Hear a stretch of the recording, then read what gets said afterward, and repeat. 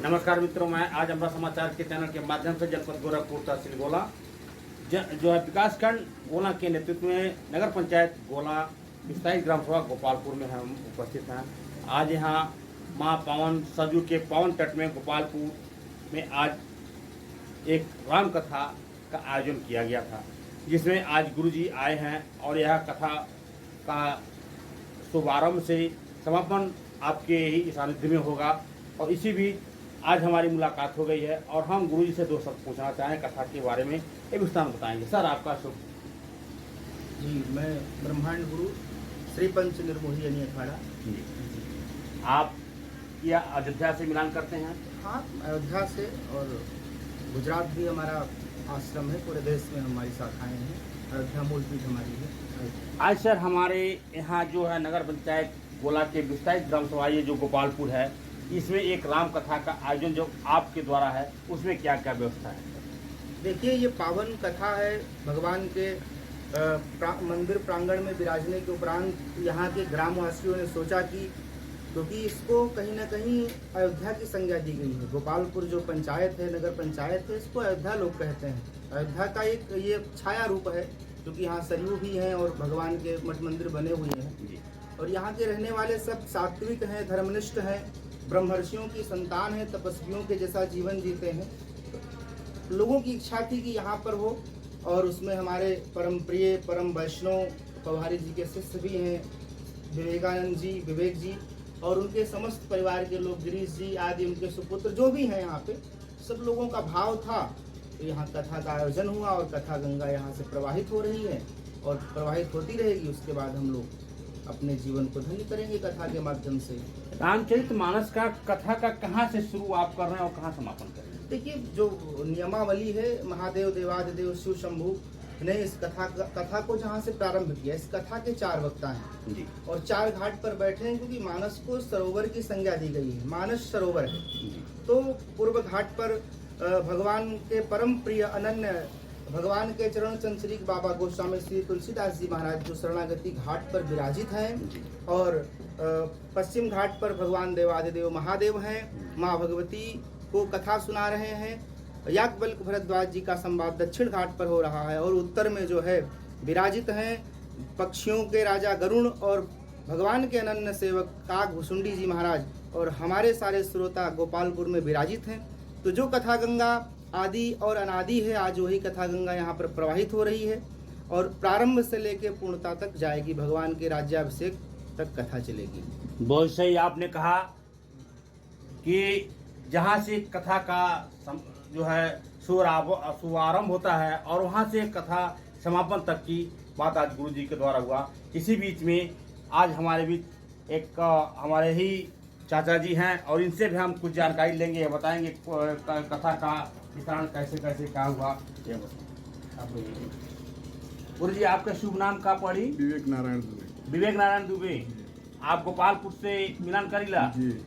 आज आपके मन में जिज्ञासा कहाँ से कैसे उमड़ल कि आज जो है राम कथा के पर चर्चा जो आप कथा शुरू करौले बाटी, एक बारे में कुछ बताएं। हाँ, इसके बारे में हमारे बड़े पुत्र श्री संतोष कुमार दुबे जी द्वारा जो है ये आयोजित है। जी, और इस कथा का मेन मुद्दा वो संतोष दुबे है, तो आप व्यवस्था कराएं।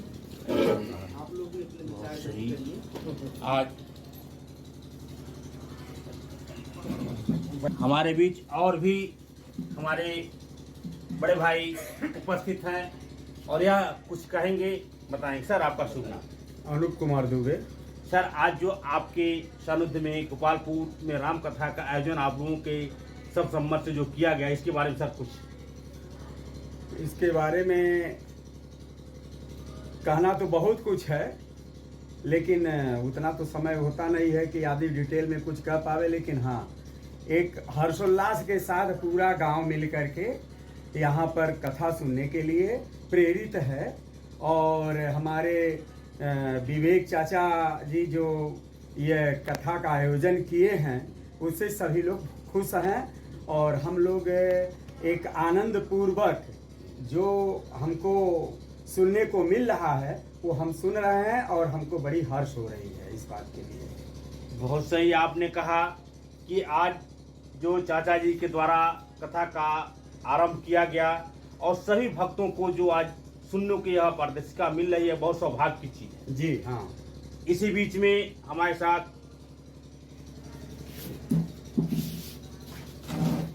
एक और हमारे बड़े भाई साहब, दो शब्द इनसे भी मैं जानना। सर आपका शुभ नाम? गिरीश चंद दुबे। सर आप गोपालपुर से मिलान करते हैं, जो आज यहाँ गोपालपुर में जो कथा का आयोजन किया जा रहा है, इसके बारे में दो शब्द कुछ कहेंगे? महाराज जी की कथा तो बड़ी मार्मिक और बड़े सरल रूप में है और इससे हम लोगों को काफ़ी बोध हो रहा है। हम संतुष्ट हैं कथा से और कथा सुन करके कथा का रसपान हम लोग भरपूर ग्रामवासी कर रहे हैं। हाँ, बहुत ही आनंद आ रहा है। बहुत सही आपने कहा कि आज कथा का रसपान जो आप लोगों को या गोपालपुर के समस्त जनता को जो मिल रहा है, यह बहुत सौभाग्य की बात है। और इसी बीच हमारे एक और बड़े भाई साहब आ गए, इनसे भी दो शब्द लेना चाहें। सर आपका सुनना। पहले तो हम आपको नमस्कार करना चाहेंगे, आपका सर हमारे धन्यवाद चैनल करना के माध्यम चाहेंगे से आपको भी नमस्कार। कि आपकी चैनल एक छोटी से बड़ी सूचनाओं को यहाँ ग्रामीण अंचल पे, नगर पालिका अंचल पे हमेशा दिखाने की कोशिश करती है और सच में। रही बात राम कथा की, तो राम कथा का आयोजन हमारे बाबा जी लेखपाल साहब जो कि विवेक नाथ दुबे के द्वारा आयोजित किया गया है। और पूरे महाराज जी जो हमारे अनंत दास महाराज जी हैं, जो अयोध्या धाम से आए हुए हैं, उन्होंने रामायण कथा के माध्यम से रसपान और जो है इस आयोजन का मेन श्रेय जो जाता है वो संतोष चाचा को जाता है, जो उन्हीं के माध्यम से आयोजित किया गया है, जिसको रूपरेखा देने के कारण जो माध्यम है वो हमारे विवेक बाबा है।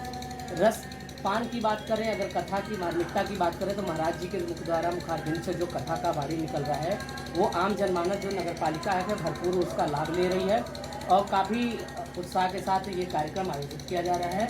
और प्रारंभ से अंत तक हमें आशा है कि अच्छे ढंग से। तो क्या व्यवस्था थी कि भगवान का नाम इतना सहानुभूति से यहाँ कहा जाता है, बिसरा को नाम से क्या था?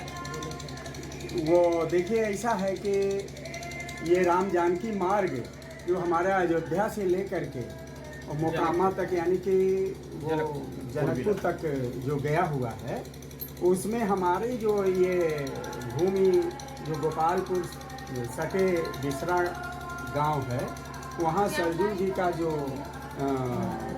बहाव है, इस तट को वाकई में विश्राम घाट के नाम से पुराना प्राचीन नाम विश्राम घाट था। और विश्राम घाट पड़ा क्योंकि भगवान राम की जब शादी थी उस समय दशरथ जी जब बारात लेकर के गए थे जनकपुर, तो इसी रास्ते गए थे। इतना पावन ये पवित्र धरती है कि अब क्या कहा जाए कि भगवान रामचंद्र जी के जब बारात में बाराती लोग जा रहे थे, तो रात्रि को यहीं पर इसी सरयू तट पर यही विश्राम घाट पर विश्राम किए थे। तभी से नाम विश्राम घाट उसका हो गया और आज तो बिगड़ गया है उसका नाम, तो बिसरा लोग कहना शुरू कर दिए, लेकिन असली नाम उसका विश्राम घाट है। और हमारे वाकई में ये मिनी अयोध्या है। और यहाँ पर अयोध्या में जितने पावन पवित्र मंदिर और जो भी चीज़ इस तरह के बने हुए हैं, जो पुरातत्व कालीन जो एक एक मंदिर जो बनाए जा रहे थे उस समय के यहाँ पर मंदिर बने हुए हैं, जो अब देखने में एक रमणीक स्थल लगता है और ये लगता है कि हम अयोध्या में ही हैं, इसलिए इसको मिनी अयोध्या कहा गया।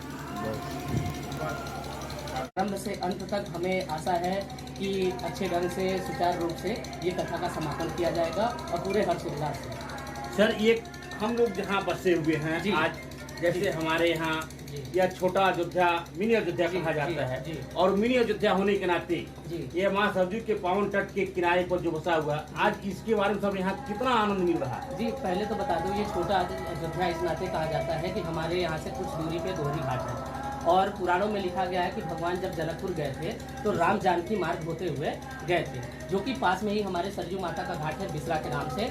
और वहाँ के ये पहले स्टेट भी हुआ करता था और स्टेट अभी भी है। वो तो गरीब इंदिरा गांधी के समय स्टेट प्रथा हट गई, लेकिन राजा का सम्मान तो अभी भी है।